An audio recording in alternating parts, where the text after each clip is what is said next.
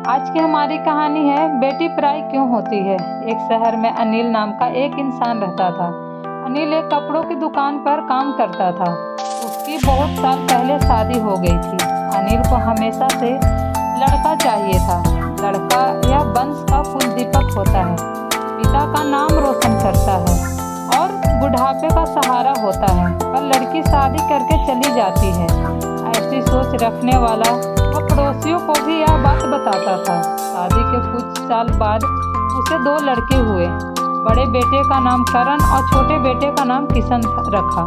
बाद में कुछ सालों बाद उसकी पत्नी का निधन हो गया। उसके बाद उसने उन दोनों बेटों का ख्याल रखा। समय बीता और उसके दोनों बेटे बड़े हो गए और अब दोनों बेटे नौकरी कर रहे थे। दोनों की शादी भी हो गई। शादी होने के बाद भी वह सब एक साथ ही रहते थे। कुछ साल एक साथ खुशी में गए, लेकिन बाद में दोनों भाई एक दूसरे के साथ झगड़ा करने लगे। दोनों बहुओं में छोटी छोटी बातों पर मतभेद होने लगी। यह सब देखकर अनिल को बहुत बुरा लगता था। अब दोनों ने अलग रहने का निर्णय लिया और वह अलग हो गए। फिर पिताजी का ख्याल कौन रखेगा, ऐसा सवाल निर्माण हुआ। दोनों बेटे एक एक महीना संभालेंगे, ऐसा तय किया गया। अनिल एक बेटे के साथ 1 महीना के लिए रहने लगा, फिर दूसरे बेटे के पास 1 महीना के लिए। ऐसा उसका बंटवारा हुआ। पर जैसे जैसे वक्त बीतता गया वैसे वैसे बहुओं और बेटों में अनिल को लेकर झगड़ा होने लगा। दोनों बेटों के घर में झगड़े का कारण अनिल रहने लगा। यह बात अनिल को अच्छे से समझ आ गई थी। अब अनिल को पुरानी यादें याद आने लगी थी। उसने जिंदगी में कितनी बड़ी गलती की थी, यह उसे अब समझ में आ रही थी। पर अब इसका क्या फायदा। आखिर दोनों बेटों ने पिताजी को वृद्धा आश्रम भेजने का निर्णय लिया। एक दिन दोनों ही पिताजी को लेकर वृद्धा आश्रम में गए। वहां जाने पर सभी औपचारिकता पूरी कर के पिताजी को मिलकर वह दोनों अपने अपने घर वापस चले गए। बेटे घर जाने के बाद अनिल बहुत रोने लगा। उसके बाद वृद्धा आश्रम में कई लोगों ने उसे समझाया, पर वह बहुत दुखी हो गया था। अनिल को वृद्धा आश्रम में आकर 8-10 दिन हो गए थे। वह किसी से भी बातचीत नहीं करता था और एक पेड़ के नीचे बैठकर विचार में मग्न रहता था। वहाँ के लोग उसे पूछते थे, पर उसने किसी को भी कुछ नहीं बताया। कुछ दिनों में वह एक व्यक्ति से थोड़ा बहुत बोलने लगा। बाद में दोनों की अच्छी दोस्ती हो गई। एक दिन वह दोनों बैठे थे, तब वह व्यक्ति अनिल को अपनी कहानी बताने लगा। वह बोला कि मुझे एक ही बेटा है। वह मेरे साथ छोटी छोटी बातों पर झगड़ा करता रहता था। इस बात को मैं बहुत ऊब गया था। उस वजह से मैंने वृद्धा आश्रम में रहने का निर्णय लिया। मुझे कभी कभी लगता था कि मुझे बेटों के साथ एक बेटी भी होती तो कितना अच्छा होता। कदाचित आज वह मेरे बुढ़ापे की लाठी बन सकती। उसका बोलना सुनकर अनिल और ज़्यादा दुखी होगा और वह बहुत गहरे विचारों में खो गया। अनिल को दुखी अवस्था में देखकर उसके दोस्त ने इंसान ने पूछा, क्या सोच रहे हो? आपके सामने देखो। उसने देखने वाले 2 व्यक्तियों में से एक हमारे वृद्धा आश्रम के मालिक है। उनका नाम कैलाश सेठ और दूसरी उनकी बेटी, उनका नाम आराध्या है। वृद्धा आश्रम का सारा काम उनकी बेटी संभालती है। कैलाश सेठ इनको एकमात्र बेटी थी। बेटी माँ और पिताजी से बहुत प्यार करती है। उतना ही प्यार वह वृद्धा आश्रम के हर एक व्यक्ति से करती है। अनिल सिर्फ उसकी तरफ देखते ही रह गया और उसका मन और भी ज़्यादा दुखी होने लगा।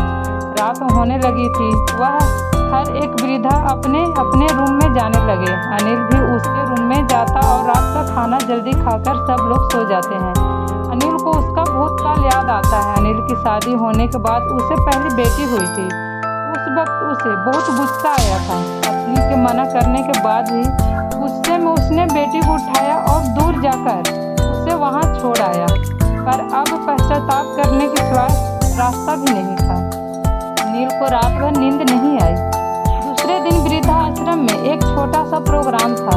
हर एक जन जल्दी उठता और अपने आप काम में लग जाते। दोपहर को सब लोग हॉल में एकत्रित हुए। कैलाश सेठ और आध्या भी आए। वहाँ पर प्रोग्राम चालू था। तब कैलाश सेठ का ध्यान 2-3 बार अनिल की तरफ गया।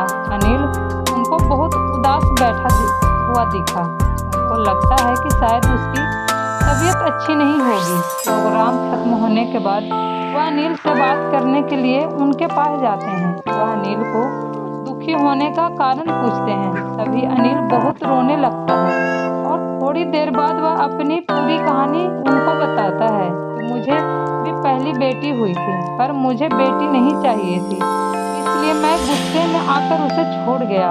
और आज जब मैंने आपको आपकी बेटी के साथ देखा तो तभी मुझे समझ आ गया कि बेटी कितना प्यार करती है। मेरी बेटी भी मेरे साथ होती तो मुझे यहाँ वृद्धाश्रम में रहना नहीं पड़ता। मेरे दोनों बेटों ने मुझे दुख के सिवा कुछ भी नहीं दिया। मैंने किए हुए पापों की सजा आज मैं भुगत रहा हूँ। अनिल की सब बातें सुनकर कैलाश सेठ को मन में बहुत दुख हो रहा था। दुखी होकर वह अनिल को बोलते हैं, यह मेरी बेटी नहीं है, मुझे यह नदी के किनारे मिली थी।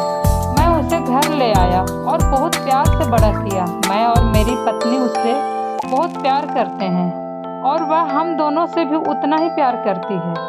पूरी कहानी सुनने के बाद अनिल बोलता है कि मैंने मेरी बेटी को भी नदी के किनारे मंदिर के पास छोड़ा था। यह सुनकर कैलाश सेठ को थोड़ा गुस्सा आया और वह वहाँ से निकलने ही वाले थे। तभी उसी वक्त वह अनिल को पूछते हैं, आपकी बेटी का बर्थ मार्क वगैरह आप बता सकते हो क्या? अनिल ने तुरंत जवाब दिया, हाँ बता सकता हूँ। उसके बाएं हाथ पैर और पैर पर एक उंगली ज़्यादा थी। यह जवाब सुनकर कैलाश सेठ को विश्वास होता है कि आराध्या उसी की बेटी है। यह सुनकर कैलाश सेठ वहाँ से चला जाता है। वहाँ चले जाने पर आराध्या वहाँ पहुँचती है और वह अनिल को बोलती है कि मैंने आप दोनों की पूरी बात सुन ली है। आपने मेरे बारे में जो भी कहा है वह सुनकर मेरा मन बहुत दुखा है। एक पिता खुद की बेटी के बारे में ऐसा निर्णय ले सकता है, यह सुनकर मुझे बहुत बुरा लगा। आपने जो भी किया वह बहुत गलत था। आपने मुझे बेटी बोलने का अधिकार खो दिया है।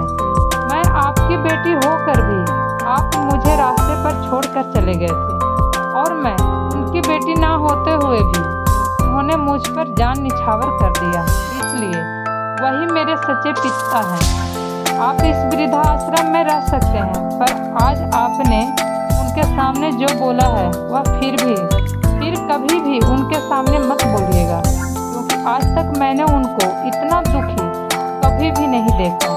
इतना बोलकर आराध्या वहाँ से चली गई। अनिल सिर्फ आंखों में आंसू लाकर उसकी तरफ देखता रह गया और अपने नसीब को दोष देता रहा। दूसरे दिन सुबह किसी को भी ना बताते हुए अनिल वृद्धा आश्रम छोड़कर चला गया। अगर आपको ये कहानी पसंद आए तो मेरे चैनल को लाइक एंड सब्सक्राइब जरूर कीजिएगा। Thank you so much.